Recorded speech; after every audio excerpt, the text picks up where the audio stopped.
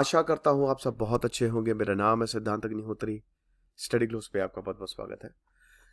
North east में insurgency जो है वो डिक्लाइन हो गई है और 80% तक डिक्लाइन आया है। अभी मैंने एक लेक्चर बनाया था कुछ ही महीने पहले कि नॉर्थ ईस्ट में इंसर्जेंसी लगभग खत्म हो चुकी है, लगभग। बट अब ये यूनियन मिनिस्टर अनुराग ठाकुर ने ये बहुत बड़ा स्टेटमेंट दिया है और कहा है कि जो इंसर्जेंसी रिलेटेड वायलेंस है नॉर्थ ईस्ट में वो कम हो गए हैं और 80% सिविलियन डेस्क 90% ड्रॉप हुई है। ये बहुत अच्छी बात है। इंफॉर्मेशन एंड ब्रॉडकास्टिंग मिनिस्टर है, सूचना प्रसारण मंत्रालय जो है वो मिनिस्टर अनुराग ठाकुर जो है वो संभालते हैं। और मेरा थोड़ा सा तबीयत खराब है, तबीयत इन द सेंस तबीयत नहीं, मतलब पारिवारिक बीमारी होती है, जुकाम, तो वही लगा हुआ है। तो आप देख सकते हो कि आवाज़ थोड़ी बैठी बैठी है। तो उन्होंने यहाँ पे बता रहे हैं कि सेंट्रल गवर्नमेंट ने जो एफर्ट्स हैं, उन्होंने इकोसिस्टम, टेरर का जो इकोसिस्टम है, आतंक का जो इकोसिस्टम, उसको बहुत ही कमज़ोर कर दिया है और वायलेंस बहुत कम हुआ है जम्मू एंड कश्मीर में भी। जम्मू एंड कश्मीर में तो मैं अभी गया था, वहाँ के लोगों से बात की। जो मेरा ड्राइवर था मुजफ्फर, बहुत अच्छा था। उसने बताया कि सर ये साल हमारा सबसे अच्छा रहा है और ऐसा ही होगा। वायलेंस पता नहीं क्यों होता है, वायलेंस जब कम होगा तो चीज़ें बेहतर होंगी। तो यही सेम नॉर्थ ईस्ट में भी हुआ और इसकी वजह से 80% डिक्लाइन इंसर्जेंसी रिलेटेड वायलेंस में हमको देखने को मिला है। तो अनुराग ठाकुर ने ही बोला कि सरकार ने काफ़ी काम किया है, लीगल फ्रंट पे भी काफ़ी काम किया है। जो UAPA, उसको भी काफ़ी स्ट्रेंथन किया है और NIA को भी काफ़ी स्ट्रेंथन किया है। ये कलेक्टिव इन्वॉल्वमेंट का ही नतीजा है कि आज हम इंसर्जेंसी को ख़त्म कर पाए हैं और आतंकवाद के इकोसिस्टम को पूरी तरीके से ख़त्म किया है।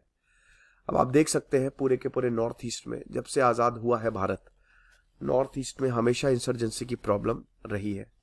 पहले तो पूरा का पूरा आसाम था, फिर एक एक करके राज्य अलग किए गए। नागालैंड में तो अभी भी हम ये देखते हैं कि पूरी तरीके से इंसर्जेंसी खत्म नहीं हुई है। बहुत जगह आपको इनर लाइन परमिट भी लेना पड़ता है। जैसे नागालैंड में जाएंगे, अरुणाचल प्रदेश के कुछ पार्ट्स में जाएंगे तो आपको ILP लेना पड़ेगा। सरकार ने बहुत ही अच्छे तरीके से, ये सरकार और पिछली बारी कांग्रेस और बीजेपी दोनों, मतलब जब मनमोहन सिंह थे तब उन्होंने रेड कॉरिडोर पूरा बहुत अच्छे से उन्होंने टैकल किया था और इंसर्जेंसी को ख़त्म किया था। नक्सलवाद बहुत ज़्यादा था यहाँ पे, दिक्कतें भी बहुत ज़्यादा थी और एक तरीके से आप समझिए कि मुश्किलात बहुत ज़्यादा थे। अब आपको बता दूं कि ये जितने राज्य आप देख रहे हो ना, इनके सब के बारे में मैंने सेपरेट लेक्चर बनाया है।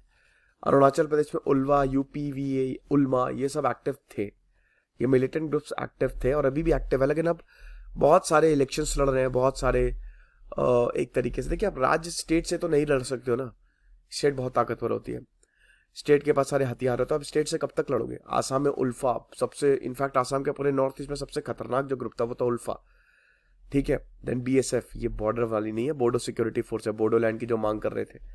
देन नागालैंड में NSCN, नागालैंड की कहानी मैंने कई बार आपको बताई है। हिस्टोरिक अकॉर्ड्स अभी 2015 में साइन हुए थे। फिर NSCN खपलांग, ठीक है, ये सब। मेघालय में अल्मा, मणिपुर में आप देख सकते, त्रिपुरा में, तो ये सब एक तरीके से एक्टिव थे। बट अभी काफ़ी हद तक नॉर्थ ईस्ट शांत है। टूरिज्म के मामले में बात करें तो नॉर्थ ईस्ट में 3 बार हो आया हूँ, बहुत तेज़ी से बढ़ रहा है।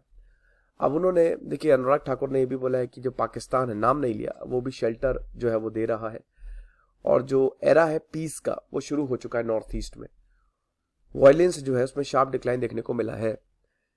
बिल्कुल सही बात है। और हमको ये भी पता है कि जो गोल्डन ट्रायंगल है, काफ़ी हद तक नॉर्थ ईस्ट से भी ड्रग्स आते हैं, डेंजरस है। पाकिस्तान को सबसे ज़्यादा फ़ायदा है, बांग्लादेश की भी बहुत लंबी लाइन जो है वो लगती है।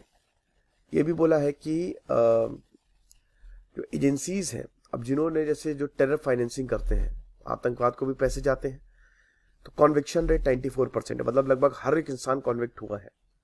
तो सरकार एक ऐसा एटमॉस्फेयर क्रिएट कर रही है जिसकी वजह से एक अच्छा माहौल बना रहे हैं। बोडो अकॉर्ड हमने साइन किए, ब्रू रियांग एग्रीमेंट, NLFT त्रिपुरा, तो ये इतने सारे एग्रीमेंट जो किए हैं, देखिए भाई, उनको भी अपने कुछ एरियाज में आधिपत्य चाहिए, ऑटोनॉमी चाहिए। हमने ऑटोनोमस ट्राइबल काउंसिल बना दी। जो भी नॉर्थ ईस्ट में डिमांड्स थी, सरकार ने उनकी मानी है। आसपा, हम सबको पता है कि अभी जैसे आसपा लगा हुआ है, arm force special powers act, काफ़ी हद तक काफी हद तक ये रोल बैक भी कर लिया गया, अभी भी लगा, ऐसा नहीं है। बहुत सारे राज्यों में आसपा 1958 में इंट्रोड्यूस्ड हुआ और हम सबको पता है कि आर्मी को स्पेशल पावर दी जाती है और वो गोली तक मार सकती है अगर वो सस्पेक्ट कर रही है कि हाँ उधर से जो है वो वहां से फायर आ सकता है, तो पूरा आर्मी का ही कंट्रोल होता है, ठीक है। और इनके खिलाफ कार्रवाई भी नहीं होगी। कोई भी वारंट ऑफिसर्स अगर इस तरीके की कार्रवाई करता है, गोली चलाता है, या क्योंकि देखिए आपको सिचुएशन कंट्रोल करने के लिए कभी कभी हार्श कदम लेने पड़ते हैं, तो उसमें कोई कार्रवाई भी नहीं होगी। और जो सस्पिशियस लोग हैं उसको विदाउट वारंट भी यहाँ पे गिरफ्तार किया जा सकता है, ठीक है ना। अगर शेल्टर कर रहे हैं, आर्म्स डंप कर रहे हैं, तो उनको भी खत्म किया जा सकता है, ठीक है। तो यही चीज है। अब हम सबको पता है कि देखिए इस पर क्रिटिसिज्म भी बहुत होता है कि आर्मी को पूरी पावर दे दी गई है। बहुत लोग जो हैं इसके अवज में दिक्कत करते हैं, लेकिन दोस्तों मेरे हिसाब से ये जरूरी भी है, क्योंकि इंसर्जेंसी उस लेवल पे चली जाती है जब देश से एकदम अलग होने की मांग हो जाती है कि अब देश से अलग होना है और दिक्कतें बहुत ज्यादा हैं। हम सबको पता है कि 2008 में पंजाब कश्मीर में भी हर जगह आसपा लगा है, ऐसा नहीं है। जहां जहां पे भी प्रॉब्लम हुई कश्मीर में तो बहुत लंबे समय तक लगा रहा। अब अंग्रेजों के दौरान का एक्ट 1942 में जो क्विट इंडिया मूवमेंट था तब इसको लाया गया था, और उसके बाद 8 अगस्त 1942 को महात्मा गांधी, जवाहरलाल नेहरू, बड़े नेताओं को, 100 से ऊपर नेता थे, सबको जेल में डाल दिया गया था। और आज़ादी के बाद नेहरू ने इसको डिस्टर्ब एरिया में लागू रखा कि जो डिस्टर्ब्ड एरिया है, जैसे नॉर्थ ईस्ट में इसको लागू रखा गया, पंजाब कश्मीर में भी लागू हुआ, लेकिन वही जैसा कि 2008 में इसको हटा लिया गया। अब वही कि जो उग्रवादी है इन सबको रोकना है, तो वही मिनिस्टर ने यही बोला है यहाँ पे अनुराग ठाकुर ने कि जो ऑपरेशन चलाए हैं, ठीक है, वो बहुत ही बढ़िया रहे हैं। यूक्रेन, अफगानिस्तान में भी हमने ऑपरेशन चलाई, ये सब तो एडिशनल चीजें बताई कि हमने फॉरेन सिटीजन्स को भी बाहर निकाला जो लोग साउथ सुडान और यमन में फंसे हुए थे। लेकिन मेन मुद्दा यही है कि एक मिनिस्ट्री बोल रही है कि काफी हद तक वायलेंस कम हो चुका है, सरकारी डेटा है, तो इससे खुशी की बात कुछ नहीं हो सकती, क्योंकि हम सब चाहते हैं उग्रवाद रुके और वहां के लोगों को रोजगार मिले। मैंने देखा कश्मीर में कि लोग खुश हैं, लोगों को पैसा मिल रहा है, लोगों को पैसा चाहिए, अच्छी जिंदगी चाहिए, और उग्रवाद तो आपको पता ही है कि इन सब चीजों से रोकता है। ये लेक्चर था, आई होप आपको पसंद आया होगा। दिस इज सिद्धांत अग्निहोत्री साइनिंग ऑफ।